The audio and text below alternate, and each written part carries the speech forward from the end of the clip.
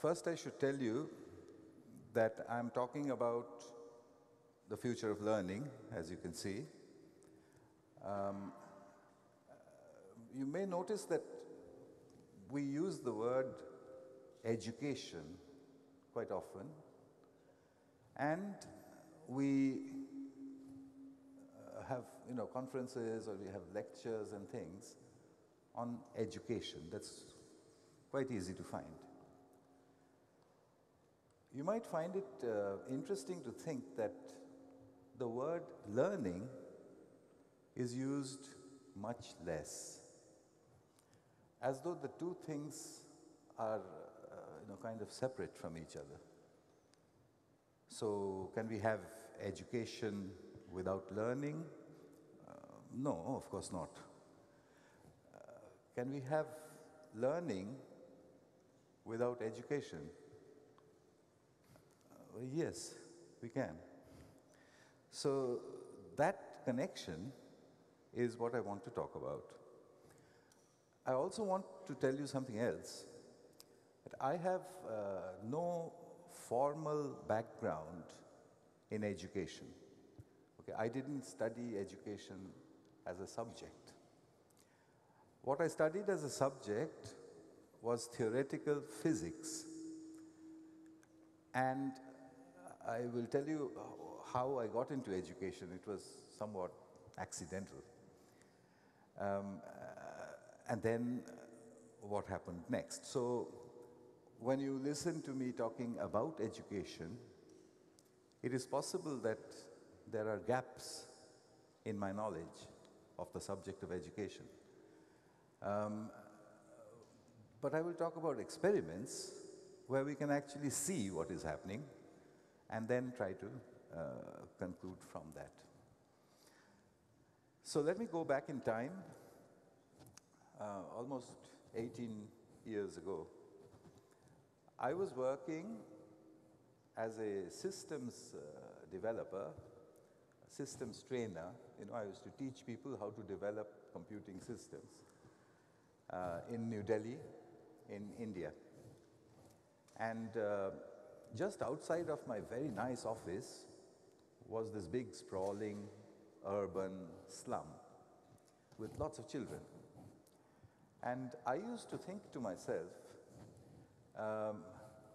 isn't it a waste how many good software developers we are losing in that slum because they don't have a way to use a computer. The courses that I used to teach were expensive, so only rich people's children would attend those, which is not a very nice situation because, there could be some really good programmers on the other side as well. But what can one do? Well,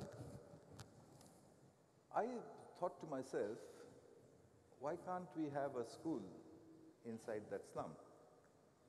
And the answer is very simple. There is no place to build a school.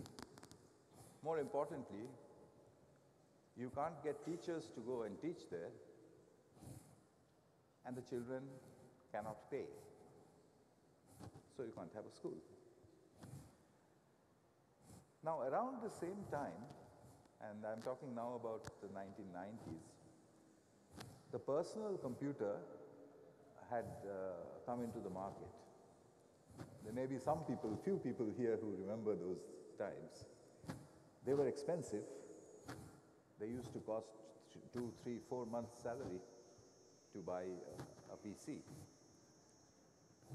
So a few of us were buying them and taking them home. And I still remember when I bought my first PC and it came home, it was in a big box, the PCs were big. When it came home and I was opening the package, my son was about 7 years old. So as I'm opening the package, I noticed behind me, this boy. Sorry.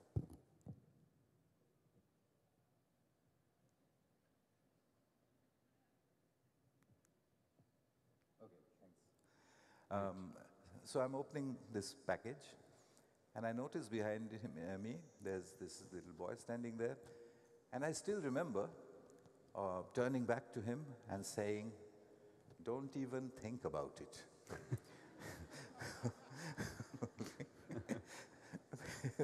This is an expensive machine. It's very complicated.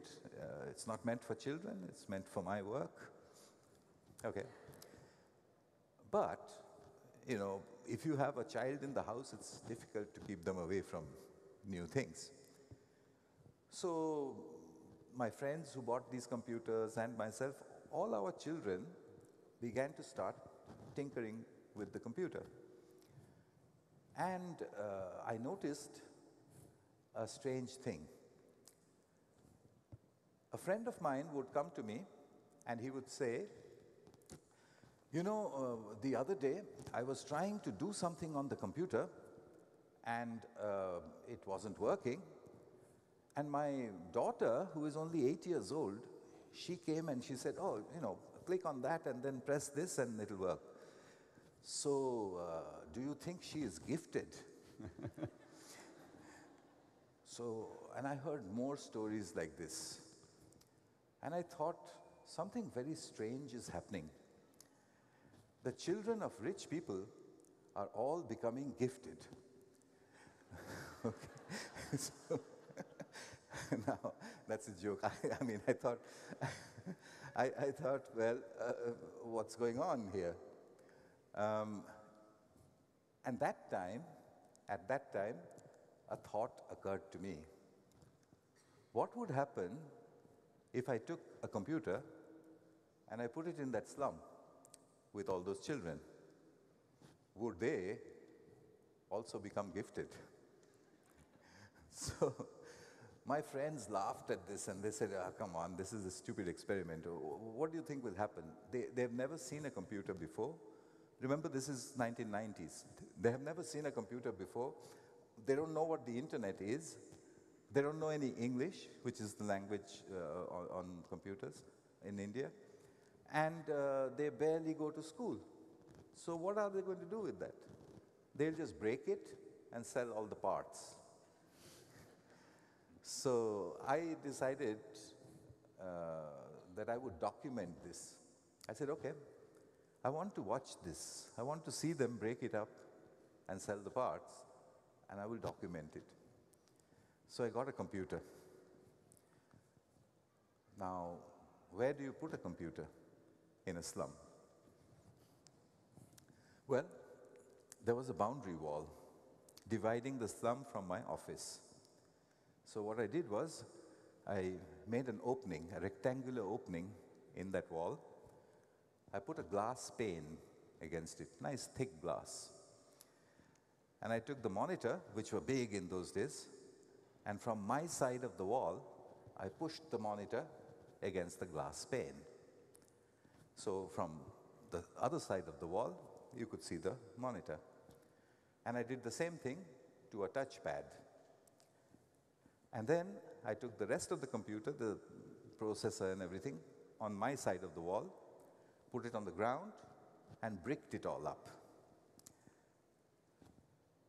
The press called it the hole in the wall, for obvious reasons. This is what it looked like. Okay? It was basically a do-it-yourself ATM. It was 3 feet off the ground. And I turned it on. It had Windows on it, I think. I don't know, whatever version, 2.0 or whatever. And I took an Ethernet cable from my office server, very illegal, took it across the ground, and I connected it to the computer. So now, my office had good internet. You know what was good internet in 1999? The best internet? 2 megabit per second. So we had 2 megabit per second on this computer sticking out of the wall in the slum. And it was on. I didn't put any software on it because I didn't know what software to put. So I put nothing, just the Internet Explorer screen, blank. And because it was 3 feet off the ground, the children crowded around it immediately, but they did nothing. Believe it or not, they just stood there. You can see that. That's a picture from the very first day. They just stood there with their mouth open, looking. And I thought, this is not going very well. They're not doing anything. You know, that was the time when I first understood something really important about education. They were not doing anything, not because of the computer. They were not doing anything because when you have children and you have a fellow like me in a tie standing and staring at them, they don't do anything. Okay. So I suddenly realized, my goodness, they're not doing anything because of me. So I turned around and I walked off. And just as I walked off, I heard the voices of children behind me.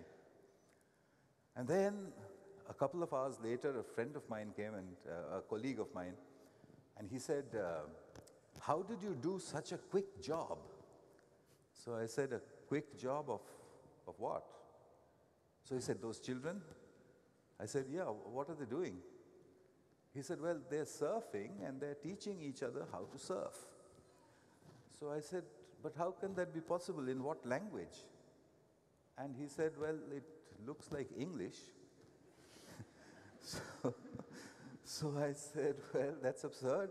I didn't do anything. And the press asked me, and everybody asked me, so what did you do? And I said, nothing. I didn't do anything. Then, how did they learn? And I said, I don't know. And I said, maybe somebody taught them, you know. Maybe one of my students was passing by and he showed them how to use the touchpad. And they said, yes, that's what must have happened. So I repeated the experiment. I went 300 miles away from New Delhi into a really tiny, remote village. The kind of village where the chances of a passing software developer would be 0. Okay?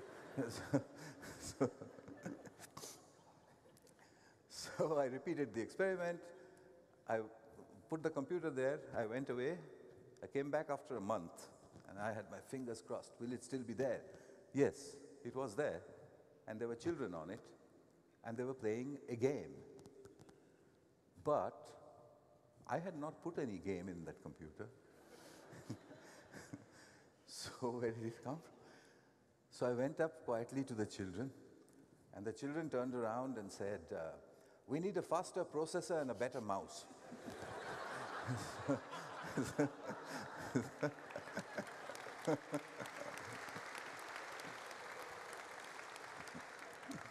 Thank you. That's just what I felt like at that time. So I said to them, where did you learn all this from? And they said, they made a complaint. They said, this machine, they were calling it a machine, this machine works only in English. So we had to teach ourselves English in order to use it. And I said, I thought, 2 months to teach yourselves English?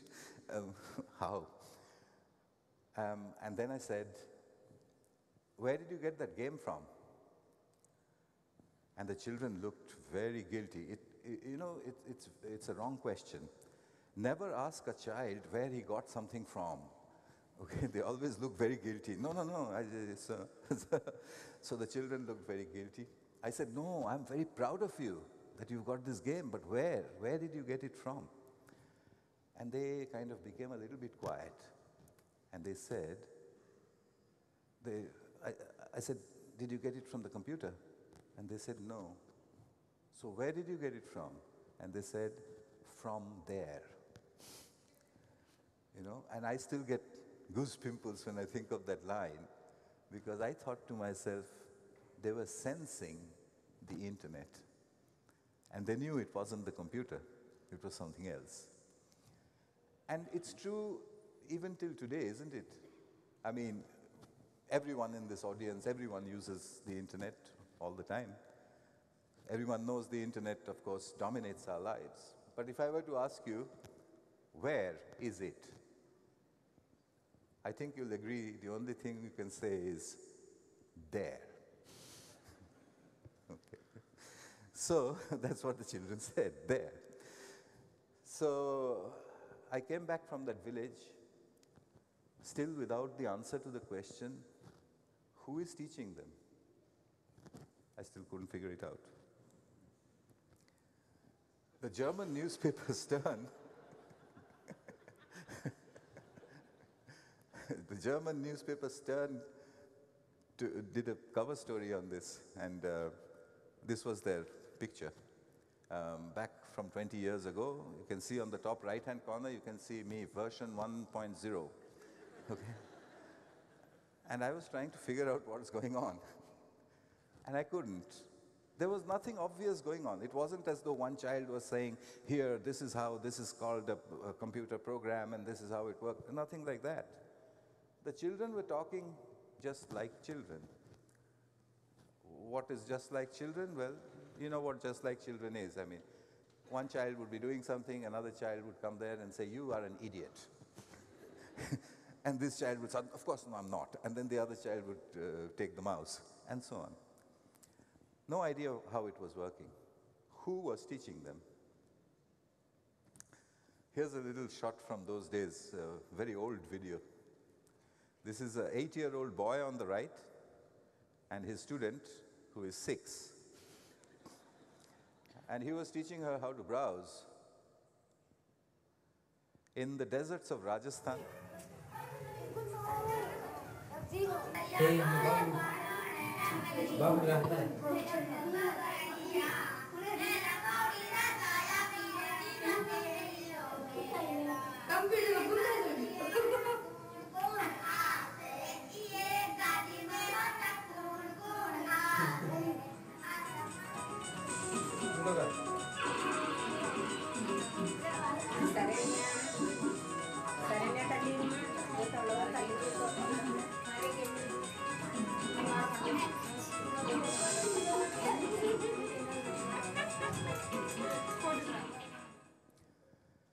so how does that work?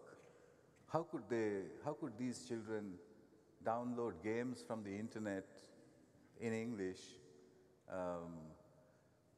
install them, and run them? People by now said, we believe you that it happens, but you have to explain how. I started reading about education to see what education people have to say. And I found very little reference to this kind of thing. Learning has to come from somewhere. It can't come from nowhere. But then how does it explain the hole in the wall?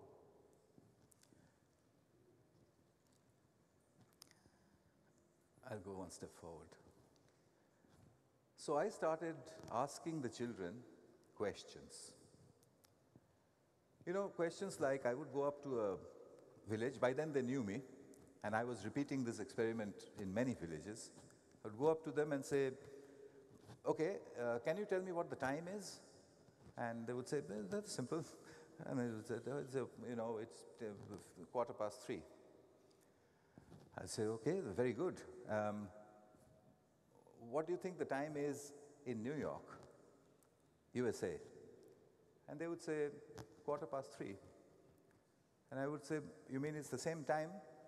And they would say, of course, it's 3:15 here, it's 3:15 in the next village, it's 3:15 in the next village, it's 3:15 everywhere.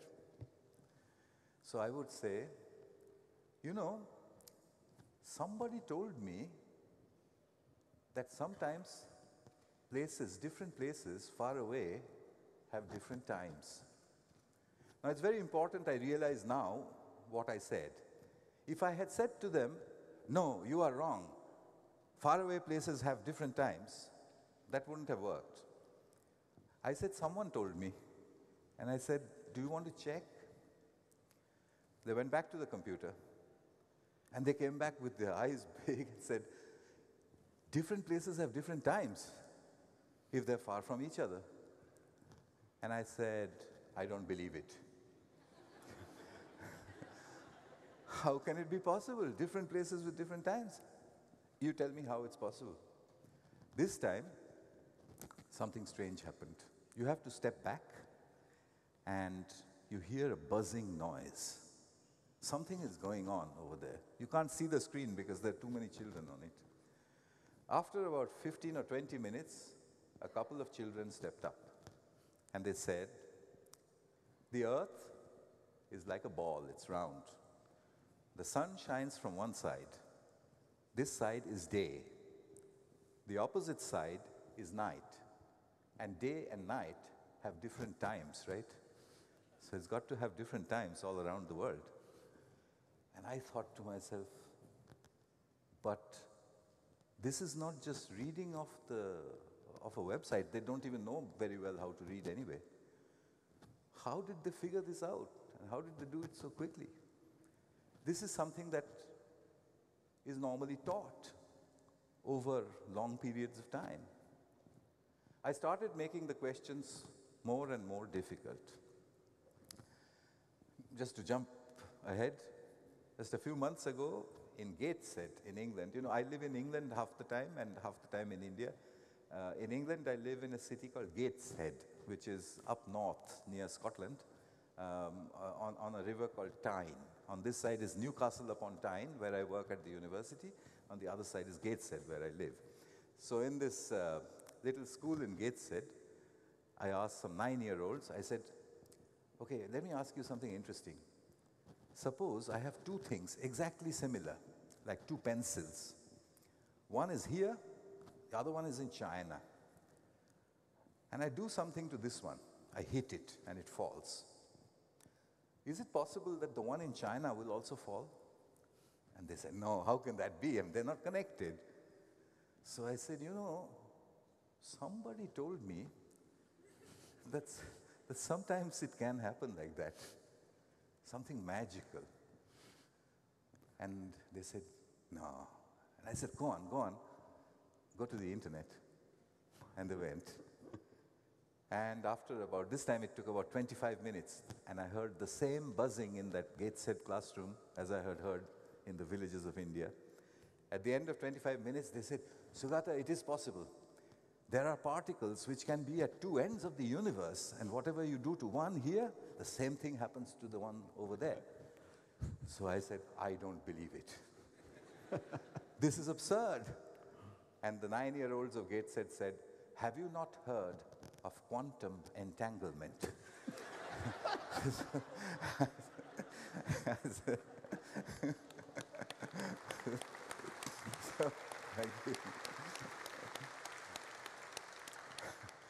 So I said, no, I can't even spell it. So now, did they really understand the mathematics of quantum entanglement? Of course not. I mean, that is at the borders of human knowledge. But in their 9-year-old way, they explained to me what quantum entanglement is. And I had my old question again. From where did they learn? Who taught them?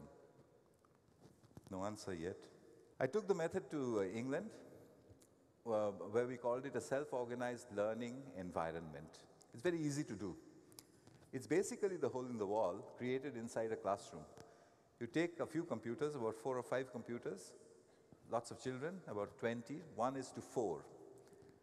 And you ask them a big question and let them, you don't give them any instructions. They just cluster around it and you tell them, I'll give you 20 minutes. Tell me what you know. So here is what it kind of looks like. This one has no audio because, as you can imagine, souls can be very noisy. They're allowed to talk, they're allowed to walk around, they're allowed to do anything they want. What did we find? We found that children have an understanding which is bigger than the sum of or each individual within the group. They seem to behave like a hive, like a beehive. A single bee doesn't know anything about beehives, but a million of them together, they can build these beautiful hexagons and a beehive. I started reading about how this happens. And I turned back to my old subject, physics. And I found that physicists and mathematicians are aware of this. They call it spontaneous order. And nature is full of it. Wherever you have a slightly chaotic situation, under certain circumstances, you get spontaneous order out of nowhere. So, is that what we are seeing in the hole in the wall? Well, I know it's a hard concept to understand or to grapple with, but there's an easy way to see it, okay? It's something I do with children, and if you will allow me, I'd like to do it with you. It takes only a few seconds to do it, okay? I'm going to ask you to clap synchronously. Can you do it?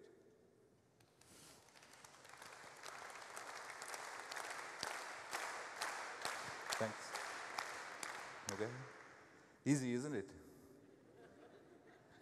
So my question to you, who brought the claps together?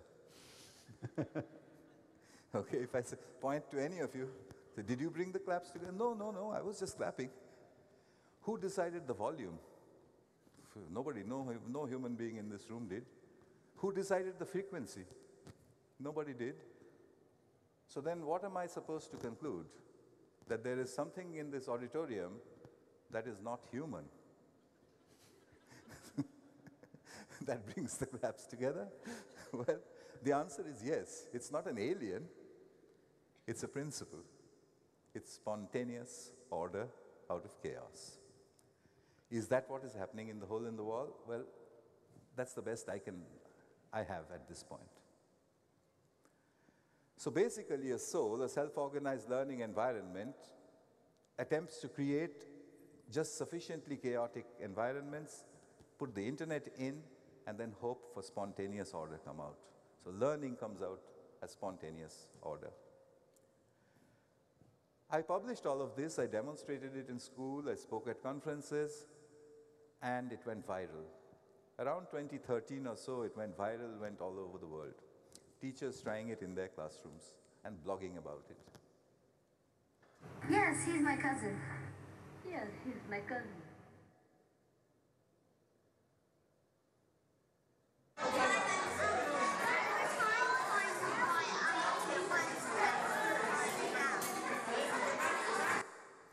You see what I mean about the noise? So basically, children begin to answer questions far ahead of their time. What does that mean? Well, there could be two views. One view, this is not learning. They're just reading off the internet. But the children who did quantum entanglement, the children in India who did day and night and times, they were not just reading off the internet. They were deriving. How? Spontaneous order. It helps if you admire them. I created what's called the granny cloud.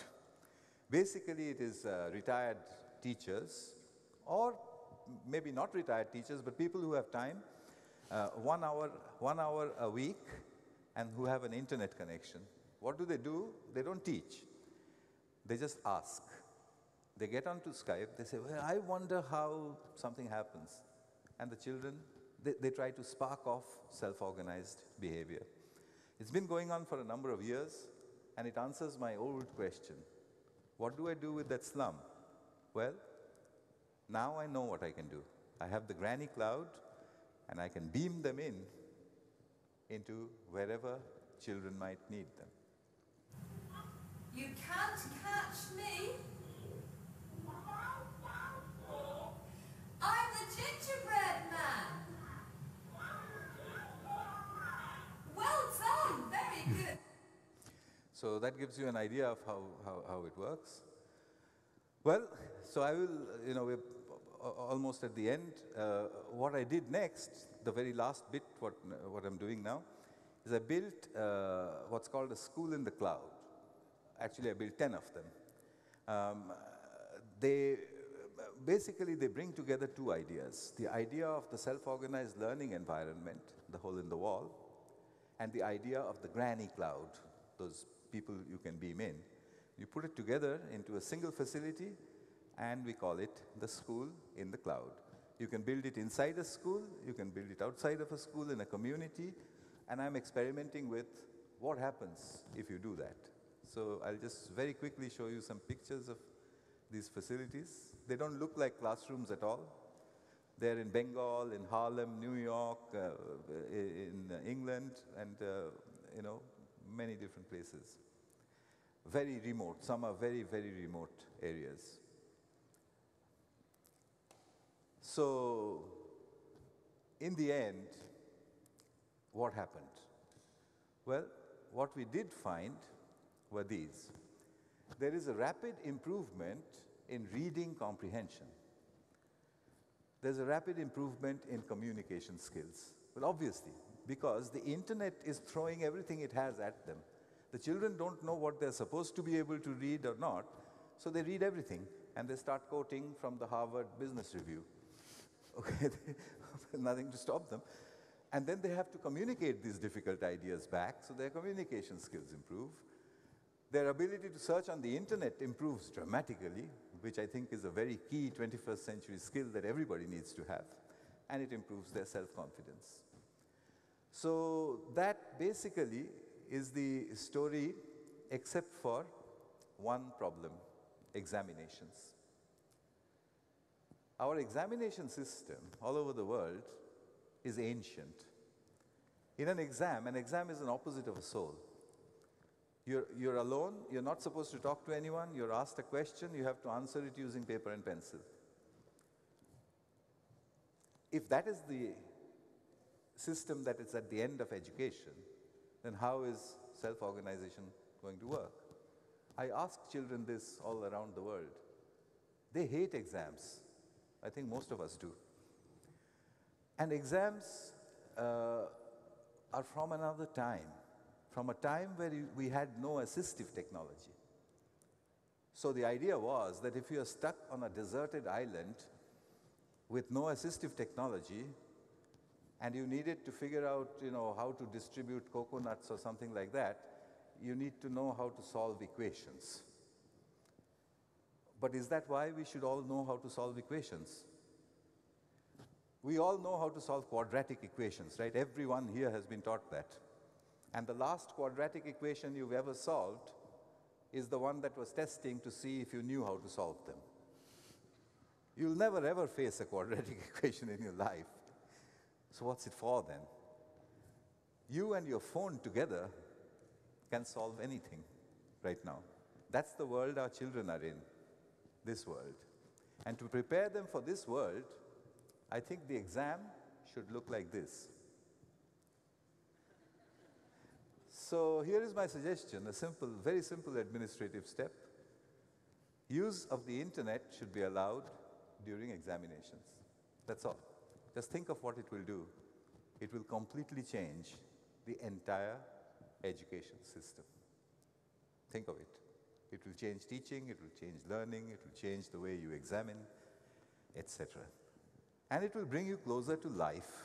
Because in life, when you walk out of this hall and if you have a problem, what do? You pull out your phone, right? So I will rest over there. Thank you.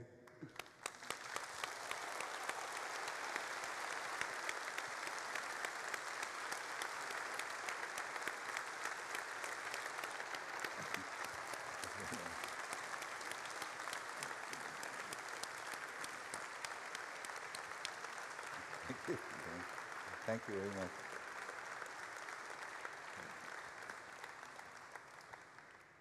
Thanks for your speech, for your lesson. When I have learned first time about your experiments and your research, I was really hilarious about it, because I said to myself, yeah, that's great, because now we have the evidence-based research that autonomous learning works better than the form of the instruction learning, which is normally in the schools around the world. But years are going, and I cannot say that I can see some progress in the education systems around the world. Some do more, some of them less. But my first question is, do you have any recommendation how to implement more autonomous learning or learning in a group of the children into the educational systems, established education systems around the world? Well, it's an important point what you raised about making a change, and I've been trying to do it for 20 years now. It's very hard. It's very difficult to make change in education systems. And there's a reason for that.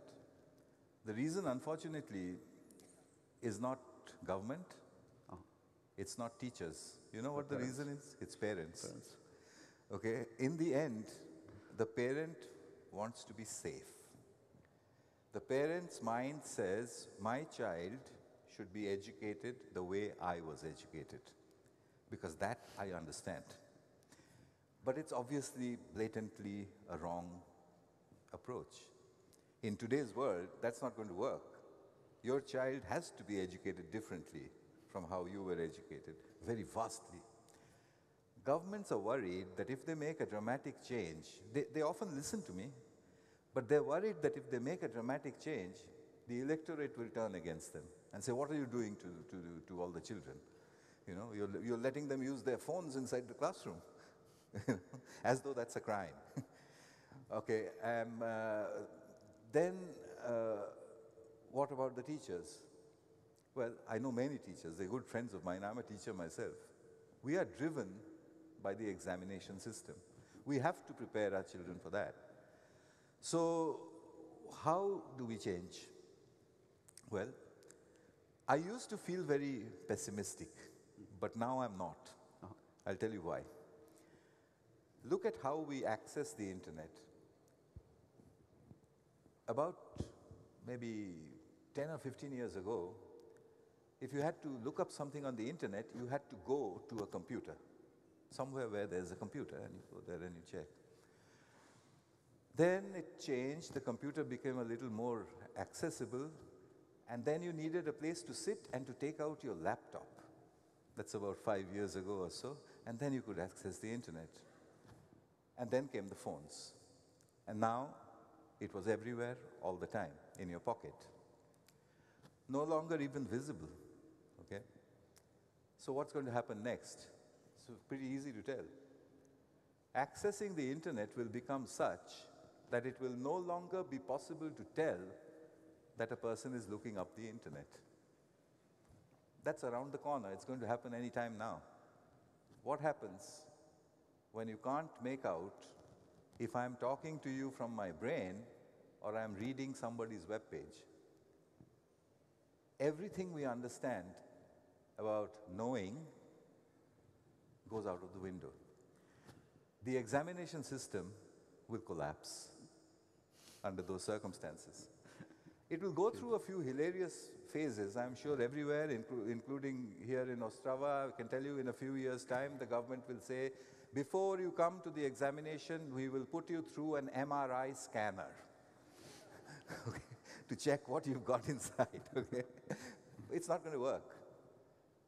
The internet is going to enter into the educational institution and into exams. And when it does, everything will change.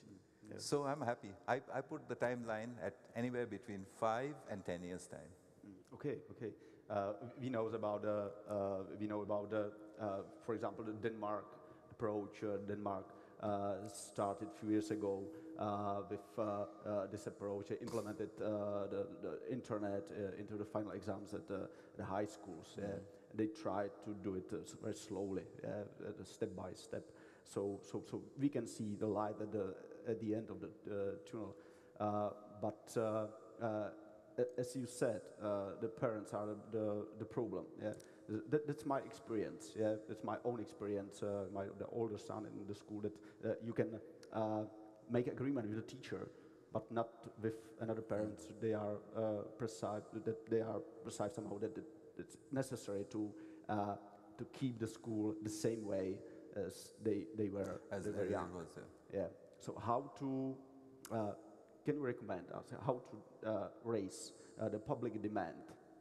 Because what we can see is in Czech Republic, there's a lot of parents, and this is a really increasing number, that they try to get the opt-out from the public school system and try to build their own schools for their own children. But I think that it's not the right approach. It's not the right trend.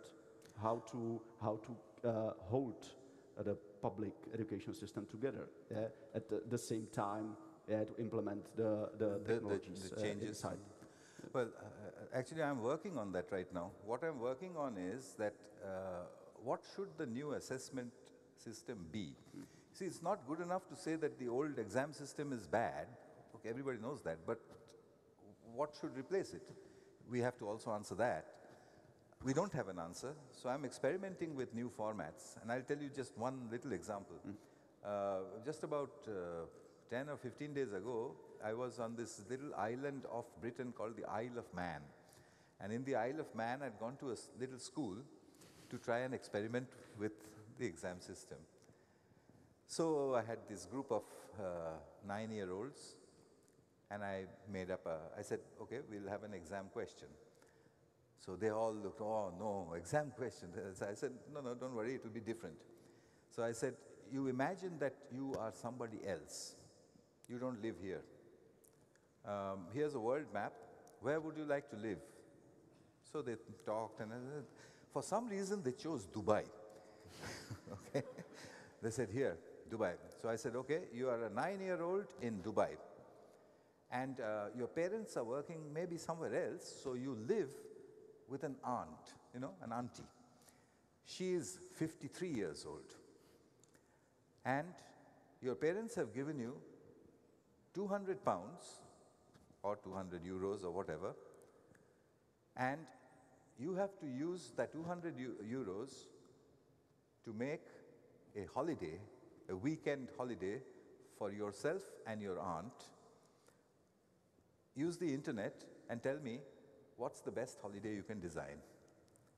Now think of that question. The children enjoyed themselves, first of all. There was a lot of conversation including things like, somebody has chosen a hotel and somebody else comes and says, do you know how many steps she has to climb? She is 53. Okay. And then so on. Is there free Wi-Fi? So they did all this. But look at what they had to do. They had to look at geography, they had to look at technology, they had to look at travel, they had to look at people of that age and what they might require. They had to look at all sorts of things. And they finally came up with 2 brilliant solutions, which I won't tell you. But so then I said, what if this was an exam question? This is a useful exam question. This is the kind of thing that you and we have to do often. Why are we not ever tested for our ability to do those things instead of our ability to, solve quadratic equations? So if we could build an exam question which doesn't box subjects, but which takes all of it together to solve it, then we need a method for evaluating the answers. I'm working on that. I don't have a solution yet. If I can figure that out, then we could perhaps have a new kind of exam. Thanks. We have to deal with the system somehow. Yeah? We cannot go around. We cannot detour it. That seems, for example, in Czech Republic, we have the army of 150,000 teachers. Their average age is around 50. And according to the research of Mr. Hanušek from Stanford University, I don't know if you are familiar with that, That's everything is about teacher in the school. But what we can see now, the technology is very quickly overcoming the main role of the getting of information from there, as you said. Yeah. What you can see as a new role of a teacher in the school? Well, it's a good question. I will tell you about a very recent article that came out in the Scientific American, which is a good example of how we make mistakes in this area. The article was on a research study which showed, believe it or not, the following. If children are allowed to use a laptop or a device inside the classroom, then we have discovered that they don't listen to the teacher. Now, I mean, what kind of result is that? What is the conclusion? And this is even more unbelievable. Children should not be given laptops. Nobody ever said, is there something wrong with the classroom then? Okay? I have faced this situation with my teacher friends, and we used to make fun of, I would tell a teacher, I would say that she's complaining. She's saying, if I give them phones, then the ones at the back, they're all doing Facebook. So I said, does that mean that you are not as interesting as Facebook? And she says, well, what do you mean? I said, Facebook on a little screen is more interesting than you with this nice hair and everything. So she says, go on, be serious. So I said, no. The point is, let them use the device. What can you do so that they will put the device back in their pockets and listen to you without your having to discipline them? And she showed me that there are several ways that you can do it. So what's the role of the teacher? If you give unidirectional instruction, children immediately think, and I've heard them say this, whatever she said for 50 minutes, I could have figured out on Google in 2 minutes. Which may or may not be true, but that's what they believe. So what should we do? We should say, I was going to tell you about, whatever, volcanoes. But why should I? You have your devices. I'll give you 40 minutes. You tell me about volcanoes. That's all. It's just the reversal. Okay. Yeah. Because, as I said, self-organized learning environments are driven by questions. The internet has answers. The internet doesn't make the questions. Yeah. It's the teacher that has to build the question. Yeah. Put a good question is the base. Is the base, and you know what is a really good question is the kind of question to which not only does the teacher does not know the answer, but no one knows the answer. Children love a question. If you tell them, do you know what?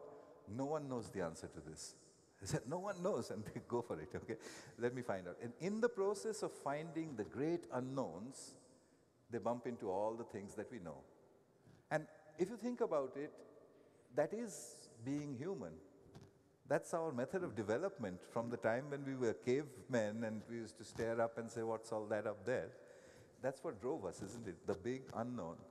So the role of the teacher is not to pump you with what is known, but to point you at what is unknown.